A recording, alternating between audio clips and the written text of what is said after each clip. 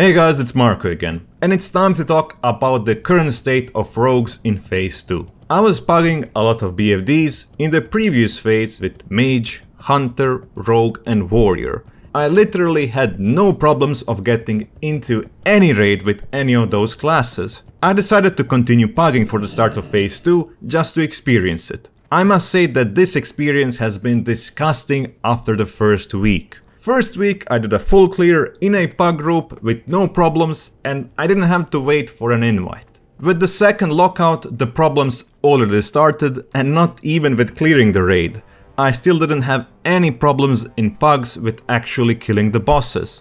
My biggest problem is that nobody wants to invite me into the raid because I'm a rogue. It is only getting worse lockout by lockout. So I usually spend 1 or 2 hours of the prime server time just spamming different raid leaders to invite me, only to be told no rogue. Mind you, my logs are currently 96 percentile without having a feral druid in any of my raids, but I still don't get invited. The only 2 tactics which I can recommend for getting a raid spot is to make a group yourself, which a lot of players don't want to do, including myself. That means that the only tactic which currently works for me is to say that I can off-tank. That basically lets me play DPS for a lot of fights, since you only need to help with menagerie tanking, since everything else is kinda easily solo tankable. So what's happening? Why am I not getting invited? Well, rogues are bottom tier DPS class, and that's the only thing which we offer in the raid. When you go to Warcraft logs and check the good DPSers,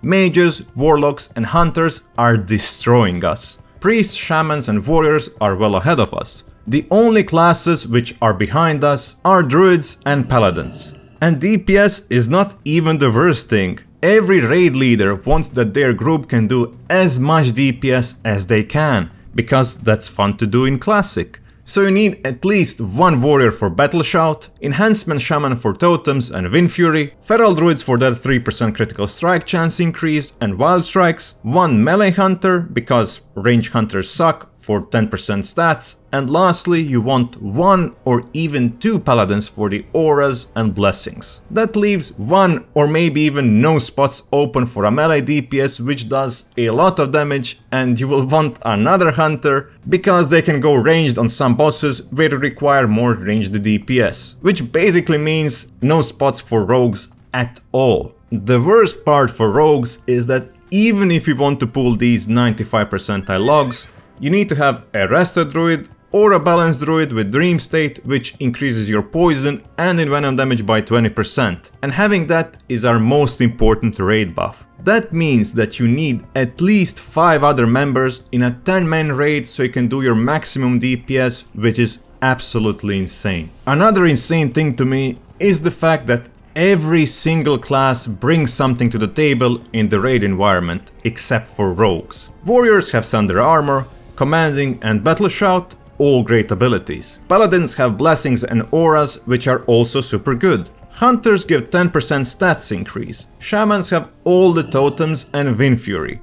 Druids bring Wild Strikes, 3% critical strike chance on melee and spells, and they also have Mark of the Wild, Thorns and Combat Resurrection.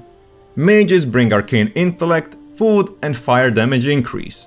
Warlocks have Hellstones, Soul Stones, Pet buff, Summoning and Curses, while priests have Vampiric Embrace, Sunder Armor and Fortitude. Lastly, you have rogues, which bring what? Kick?